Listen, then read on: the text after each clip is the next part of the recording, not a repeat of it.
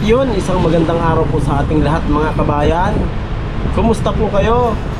Sana okay lang po tayo.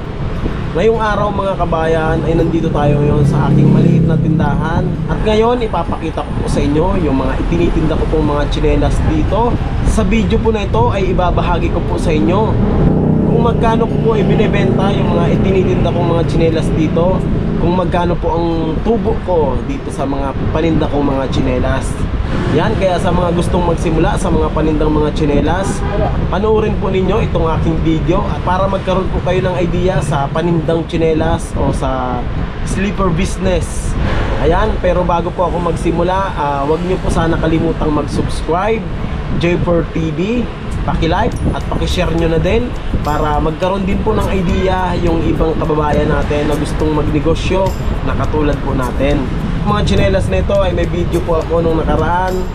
Ito po ay binibili ko sa Harrison Street sa Baclaran. Ayan, panoorin po ninyo yung video ko para malaman po ninyo kung saan ako bumibili ng tsinelas. Yun nga lang po, wala po silang FB page, kaya wala po akong mai bahagi po sa inyo. Okay kabayan, huwag na natin patagalin, umpisahan na natin. Punta tayo sa labas dahil nandun po yung aking display ng tsinelas. Tara, labas tayo. Mga kabayan, medyo maingay lang dito dahil nasa tabing kalsada tayo. Yan, tabing kalsada yung ating tindahan. Yan. Ito yung mga display natin ng tsinelas mga kabayan. Yan, dito natin dinisplay sa labas yan para makita kagad ng mga customer natin yung ating mga itinitindang mga tsinelas. Ayan na mga kabayan, ito na po yung display ng aking mga tsinelas.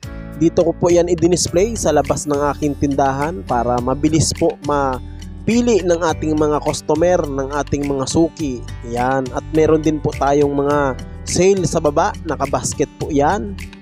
Mga kabayan, panoorin po ninyo ang aking video dahil sa video po na ito ay ibabahagi ko po sa inyo kung magkano po ang puhunan at magkano ko po ibinebenta itong aking mga panindang mga tsinelas na ito. Itong ganitong klaseng tsinelas po, Habayanas, class A lamang po ito. Ang puhunan po nito ay 60 pesos sa wholesale price at ibinebenta ko po ito dito sa tindahan ko ng 120 pesos hanggang 110. Tutubo po tayo dito na 60 to 50 pesos. Yung ganito naman po, Nike na goma, ang puhunan po natin ito ay 110 pesos at ibinebenta po natin ito ng 165 to 160 pesos. Meron na po tayong tutubuin na 55 to 50 pesos. Ito naman po ay ganun din dun sa nauna. Ang puhunan po nito ay 60 pesos at ibinebenta po namin ito ng 120 to 110 pesos. At ito naman po, tribal siya. Ang puhunan po namin ito ay 40 pesos at ibinebenta po namin ito ng 90 to 80 pesos. Meron na po tayong kikitain dito na 50 to 40 pesos. Itong ganitong klaseng tsinelas po ay isa sa best seller dito po sa aking tindahan. Nike na PUM, classic po yung style niya. Ang puhunan po namin ito ay 110 pesos at ito po ay binebenta namin ng 170 to 160 pesos. May tubo na po tayo ditong 60 to 50 pesos. Ito naman po ang new arrival natin. Nike din siya na may PUM at ang puhunan naman po namin ito ay 120 pesos at ibinebenta po namin ito ng 180 to 170 pesos. May tubo na po tayo ditong 60 to 50 pesos. Eto, at may new arrival pa rin po tayo. Ito naman po ay walang PUM at ang puhunan po namin ito ay 110 pesos at ibinebenta po namin ito ng 170 to 160 pesos. May kikitain na po tayo ditong 60 to 50 pesos. Mga kabayan, bago din po ito. Jordan, meron po siyang PUM at ang wholesale price po nito ay 120 pesos at ito naman po ay binebenta namin dito sa aming tindahan ng 190 to 180 pesos. At kikita po tayo dito ng 70 to 60 pesos.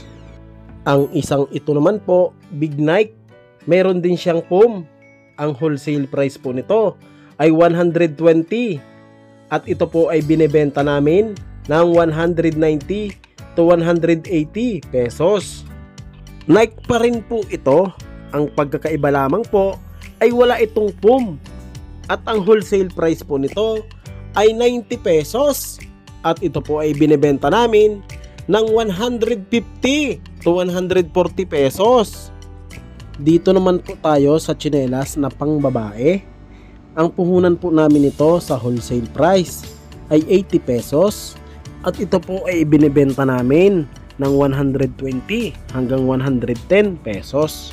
At ang sumunod, ang puhunan po namin ito ay 50 pesos. Ibinebenta namin ito ng 100 hanggang 90 pesos. Itong kulay black naman po, ang puhunan po namin ito ay 35 pesos at ibinebenta po namin ito ng 70 pesos. Para naman po ito sa bata, ang puhunan po namin ito ay 20 pesos at ito po ay binebenta namin ng 30 hanggang 40 pesos.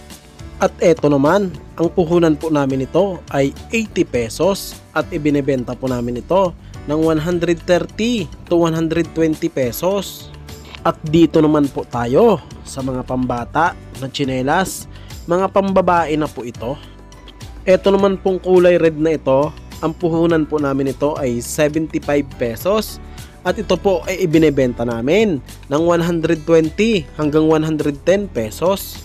Ito naman po ang sumunod, ang puhunan po namin ito ay 80 pesos at ito po ay ibinebenta namin ng 120 pesos. Ang isang ito naman ay new arrival din po dito sa aming tindahan. Ang puhunan po namin ito ay 70 pesos at ito po ay ibinebenta namin ng 120 to 110 pesos. Ito na yung one strap. Ang puhunan po namin ito ay 80 pesos at ito po ay ibinebenta namin ng 140 to 130 pesos. At eto mga kabayan, meron din po tayong nakasale dito sa ating basket. Ang presyo po nito ay halos balik puhunan na lamang dahil ang mga ito po ay kulang-kulang na po yung kanilang mga size. Napagpilian na po ito, nabenta na po yung mga kasama niya. Kaya isinisale na po natin na katulad nito. Siya nga po pala mga kabayan, ang presyo po na aking nabanggit ay base lamang po dito sa presyo ng mga paninda kong tsinelas dito sa aking tindahan. Kaya kung sakali po na kayo po ay magsisimula sa panindang tsinelas, kayo na po ang bahalang magpresyo. Nasa inyo po yan kung magkano po ang ipapatong ninyo sa inyong panindang tsinelas. Ibinahagi ko lamang po sa inyo ang presyo ng aking mga panindang mga tsinelas para may idea po kayo sa presyo ng mga tsinelas kung sakaling magsisimula po kayo sa negosyong ito. Yan mga kabayan, sana ang video po natin ito ay makatulong lalo na sa mga magtitinda o gustong magsimula ng panindang tsinelas. Maraming salamat po sa inyong walang sawang panonood. Hanggang sa susunod po nating video. Salamat. Yon, maraming salamat po sa inyong panonood. Kung nagustuhan nyo yung aking video, huwag nyo sana kalimutang mag-subscribe. J4 TV. Thank you.